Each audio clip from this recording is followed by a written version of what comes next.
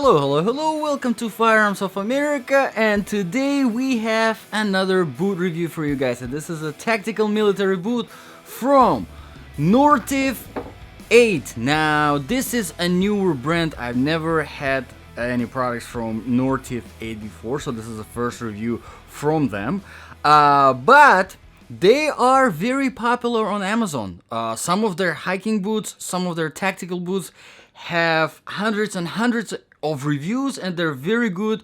Most of them are almost 5 stars, and these are no exception. So I decided to give it a try because I actually do have a lot of experience with this type of a boot. I have already reviewed several on this channel. If you want to check them out, you can definitely find them. For example, Daner Tachyon is a very similar design, very similar idea.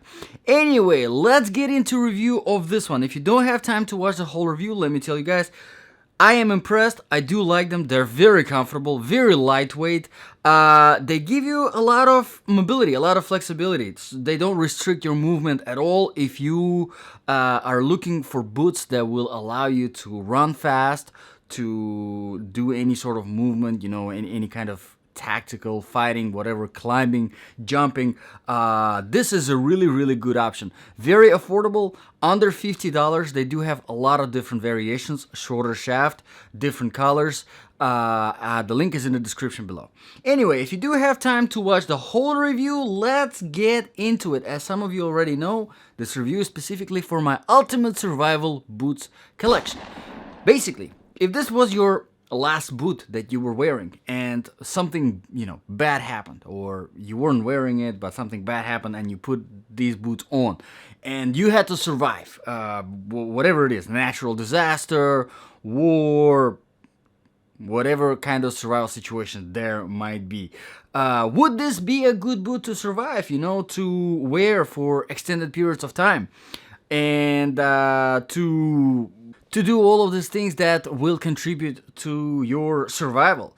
So let's get into it. The very first criteria, that we judge by, criteria number 1 is the comfort level. In order to test the comfort level, what I do is I do a 5-mile walk and a 3-mile run. 3-mile run first and then a 5-mile walk. The total wear time is between 7 and 8 hours. And let me tell you guys, I am very impressed with the comfort level of these boots. They are extremely comfortable. First of all, the factor number 1 that contributes to the comfort level, I think, is the flexibility of the bottom sole. It is very flexible. It does not. It does allow you to run properly without putting too much stress on your ankles, on your knees. Does not restrict your movement at all. Criteria number 2 is the inner sole. The inner sole, and let me take you out. It's a little bit hard to get in here, but let me remove it so that you can see. It is actually shaped nicely to give you an extra support for the heel, and as you can see, it is very foamy, and there are some grooves going on here on the front. It's kind of hard to see on the camera. These dots that you can see them, yeah, they actually kind of stick out to give you a little bit more of that traction so that your foot is not sliding back and forth in there. There is some extra padding. It's a little bit thicker here in the heel again, so if you are not running properly, this inner sole takes a lot of impact. Honestly, very good inner sole compared to some boots that I have reviewed, which were much more expensive than these. This is a really good inner sole.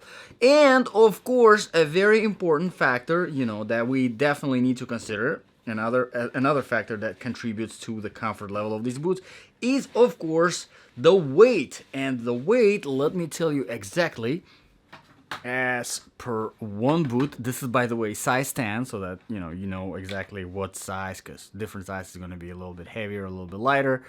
So this one is 16.2, and this is really good. This is a really impressive weight. And I mean, I understand the design, of course, there isn't really much in the shaft or anything like that, but nevertheless, for the thickness of the bottom sole, which we're going to talk about later, and of course the materials that are being used, durability, you know, of the toe, because you do have nice, decent protection here in the toe.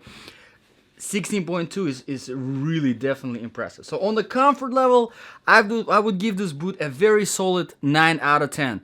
Now, let me mention a little bit about the toe box. It is a little bit of a freer toe box. So if you do prefer more that wraparound feeling in the toe box, you might get away with thicker socks to give you that feeling. But this is a little bit of a freer toe box. It's just really a matter of preference, you know. Okay, let's get into the criteria number 2, the proofing and the protection. So,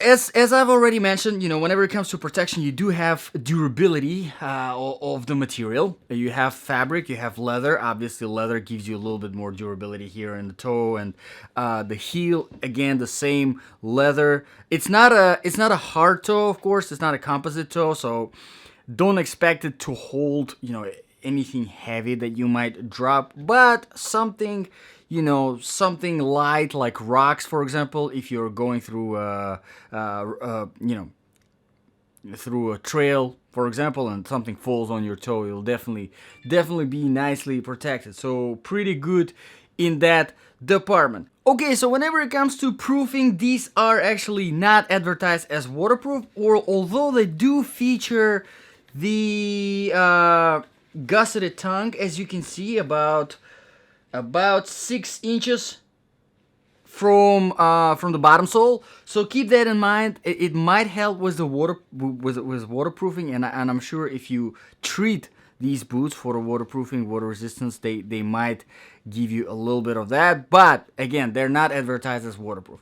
And one thing I will talk about in the design features is that I wish the manufacturer, they were a little bit more clear on the waterproofing. And if they are really not waterproof, because obviously they're not advertised as waterproof, I would recommend getting a water releasing vent here and there, you know, on both sides, very similar to what Daner Tachyon has on their non-waterproof boots. Because, you know, if you step in a creek and the water gets in, the water just gets out from the vents, and then because there isn't really much going on in the boot, the fabric is very light, there's really much, they will dry fairly quickly. So it's really not a problem. It's not that much of a problem if they're not waterproof and if they do have those vents. Anyway, let's talk about the quality and the design features. Quality wise, the boot looks great. Everything is built nicely. They feel very good. They, you know, I'm definitely impressed with the quality. Design features, a few things that I wanted to mention that I'm kind of not a big fan is the lacing system. It takes a lot of time to put these boots on because of the way the lacing system is. The strings that are used on this boot are not my favorite because they don't hold very nicely, you know, tighten. It's very easy for them to kind of untie because it's just the way the strings themselves are. But nevertheless, you know, it's really not that big of a deal. The hooks, the hardware that is featured here for the lacing system is all metal. So, you know, if you don't like the plastic hardware, there you go. You have the metal one in here. Okay, so let's quickly talk about the criteria number 4, the outsole traction and stability. So, as you probably already noticed, this is more applicable for flat surfaces, surfaces like, you know, marble, tile, on the sand. These boots perform very, very well. I tested them whenever I was running and walking. I tested them on a lot of different surfaces, the asphalt, tarmac, rocky road, sand, wet grass, dry grass, regular trail surface, on the marble, on the tile.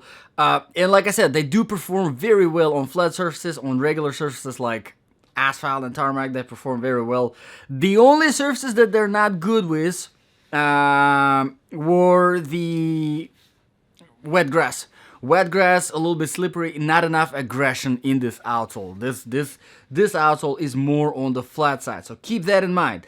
And because I live in Florida, wasn't able to test them in the snow or on the ice. And honestly, I wouldn't recommend these boots for winter anyway, because of course there isn't really much insulation or anything like that. But this would be very slippery on the ice as well. Keep that in mind. Okay, so done with the outsole traction and stability. Let's talk about the temperature. Obviously, as you could imagine, these boots are more applicable for warmer temperatures, not colder temperatures, because obviously there isn't much going on. There is no insulation or anything like that. This is a very thin material. So keep that in mind. Obviously, perfect, for example, for Florida, you know, but it would be too cold. Definitely too cold for anything other than that. But on the breathability, very impressed. I absolutely love them. I did not overheat in these boots at all. So for hot temperatures, these are, I mean, absolutely perfect. If you're using them, if you need tactical boots, military boots for warm weather, for warm climate, you're gonna love these things. Okay, so let's talk about the criteria number 6 really quickly. Is the sizing. Perfect sizing, absolutely no problems with that. Definitely true to the size. Criteria number 7, the balance of application.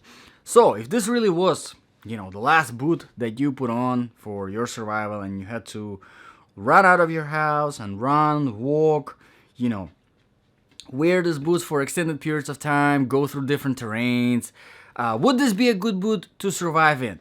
I think it's a very good option. I definitely do like them, and you know, my personal preference is whenever it comes to, you know, I think in terms of do you prefer more mobility, less restriction of movement, or do you prefer more protection? Of course, these boots would be more mobility, less restriction of movement. So if you want to be able to run fast, if you want to be fast, and you want to move fast, you know, fight, do all of these things, you know, climb, run, jump, these boots, to do that, absolutely perfect. They don't offer a lot of protection, but nevertheless, you know, with all the leather that is featured on the toe, on the heel, you get some. The only thing that is not protected is, of course, ankle, because really this material here is barely anything. But nevertheless, you still do have, and because the outsole is very thick, it does offer protection from, you know, from the bottom. If you step on a sharp rock, for example, you do get protection from that as well. So overall, if you do prefer more mobility over protection, I think you're definitely going to enjoy these boots. Now, criteria number 8, the very last criterion, is of course the price. Like I said, they are under $50, $49.99, between $47 and $50. They do have a lot of different variations. They do have a shorter version. And of course, they do have different colors. They have a coyote, they have dark brown, and the olive. So, you know, whatever you're looking for, you know, you can definitely find it in this booth. And of course, considering the price, compared to a lot of other boots that I have reviewed on this channel in a very similar design and with a very similar style, I think the price is really, really impressive for everything, for the quality and for, you know, just design features that these boots offer. I think the price is definitely good, and I think these boots definitely do beat a lot of competition, you know, whenever it comes, you know, to price wise. Anyway, let me know in the comments below, guys, what you think about these boots. Honestly, I am very impressed. Definitely getting on my survival list for warmer climate, you know, for sandy surfaces. I think this is really, really a good option. This was Nortiv 8, a new brand, and I'm impressed with Nortiv 8. I will definitely be trying some more boots from these guys, you know, in the future. They do have a lot, like I said, some hiking boots that look pretty good, but, you know, typically I stick to brands that I kind of am familiar with to get in and try to review. But I do like these guys, so I'll definitely feature them more on this channel. Thank you very much, guys, for watching. This was Firearms of America. I'll see you guys in the next video.